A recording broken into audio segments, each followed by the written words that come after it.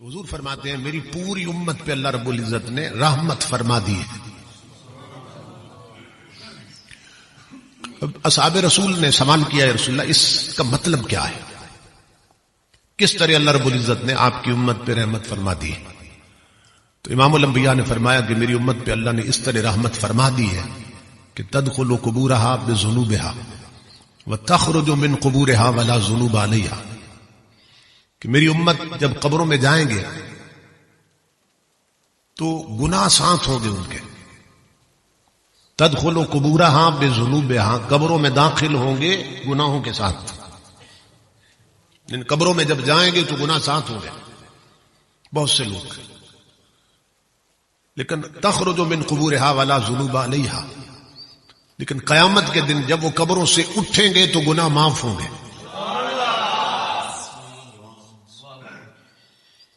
اب گئے تھے تو گناہ ساتھ تھے اور اٹھیں گے تو گناہ معاف ہو چکے ہوں گے.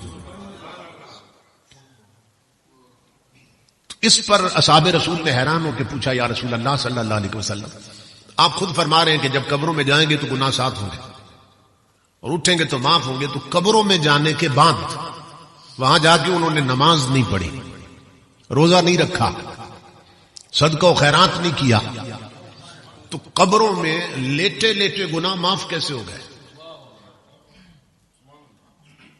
بھئی ایک سوال بنتا ہے کہ وہاں جا کے انہوں نے نمازیں نہیں پڑھی کیونکہ وہ دار العمل نہیں ہے, وہ تو اب دار الجزا شروع ہے. تو وہاں لیٹے لیٹے گناہ معاف کیسے ہو گئے؟ تو نبی اکرم صلی اللہ تعالی علیہ وآلہ وسلم نے جواب دیا کہ دنیا میں وہ جو اپنے تعلق والے چھوڑ کے آئے تھے,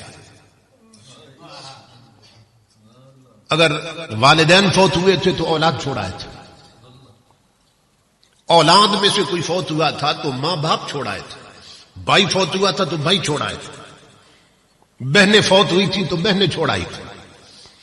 تو امام الانبیاء نے فرمایا کہ وہ جب نماز میں دعا مانگتے تھے ربنا اغفر لی ولوالدی وللمؤمنین, کہ مولا مجھے بخش دے, میرے ماں باپ کو بخش دے اور حضور کی پوری امت کے مومنوں کو بخش دے اور تمام مومنوں کو بخش دے. یہ نماز کے آخر میں پڑھتے کہ نہیں پڑھتے؟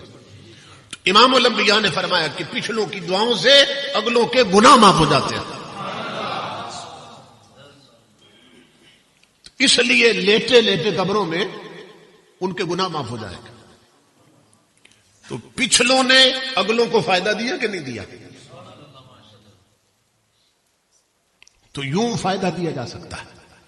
اور امام الانبیاء نے فرمایا کہ تم میں سب سے بہتر وہ ہے جو دوسروں کو زیادہ سے زیادہ نفع پہنچاتا ہے. اور ماں باپ کا مقام یہ ہے کہ وہ قبروں میں جا کر بھی اولاد کو نفع پہنچاتے رہتے ہیں.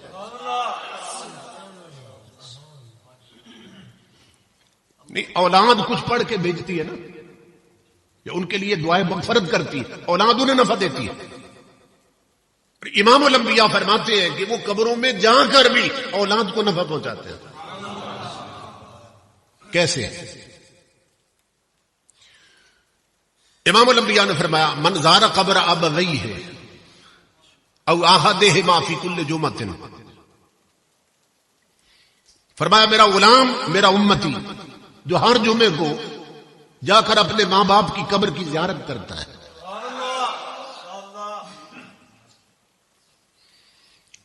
ہر جمعے کو ماں باپ کی قبر کی زیارت کرتا ہے. اب دونوں فوت ہو جائیں,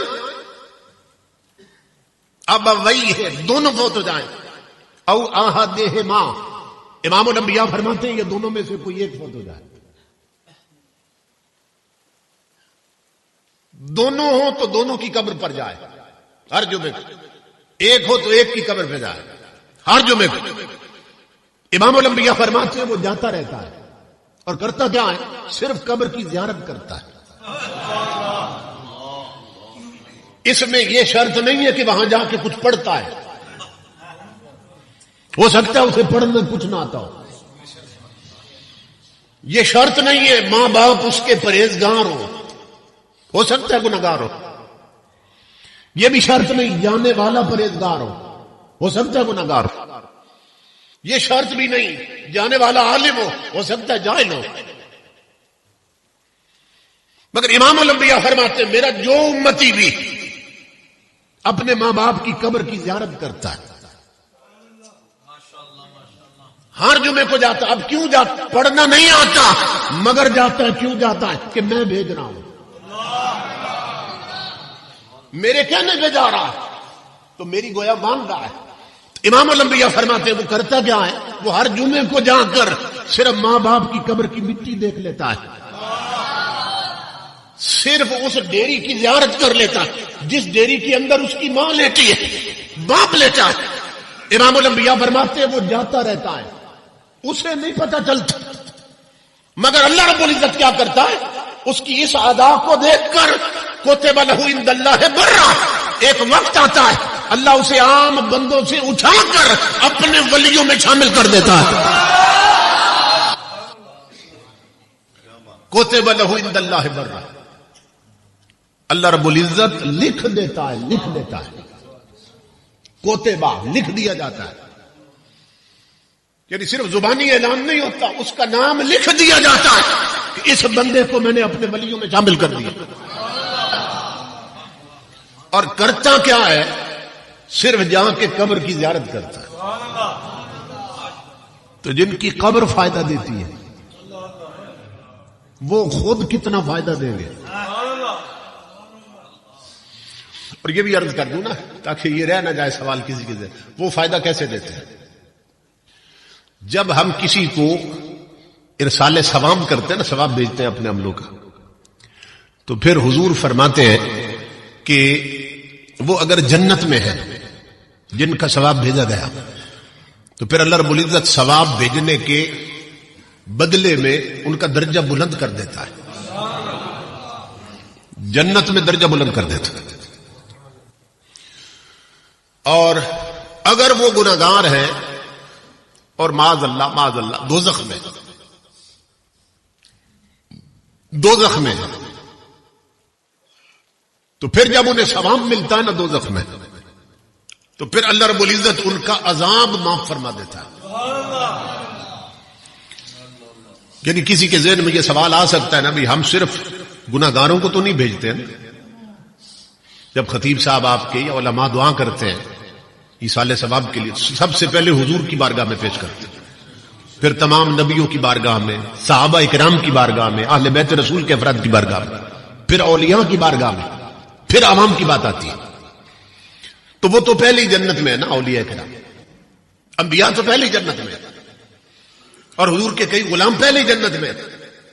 اب جو گناہگار تھا اس کو پہنچا ثواب تو بخشش ہو گئی، جو نیک تھا اس کا درجہ بلند ہوا، اس کا جنت میں رتبہ بلند ہوا۔ اور جب اس کا درجہ بلند ہوتا ہے نا تو اللہ سے پوچھتا ہے میرے مولا یہ میرا درجہ کیوں بلند ہوا ہے؟ اللہ رب العزت اسے بتاتا ہے کہ تیرے بیٹوں نے تیرے لیے ثواب بھیجا ہے، تیرے مریدوں نے تیرے لیے ثواب بھیجا ہے، تمہارے غلاموں نے تمہارے لیے ثواب بھیجا ہے۔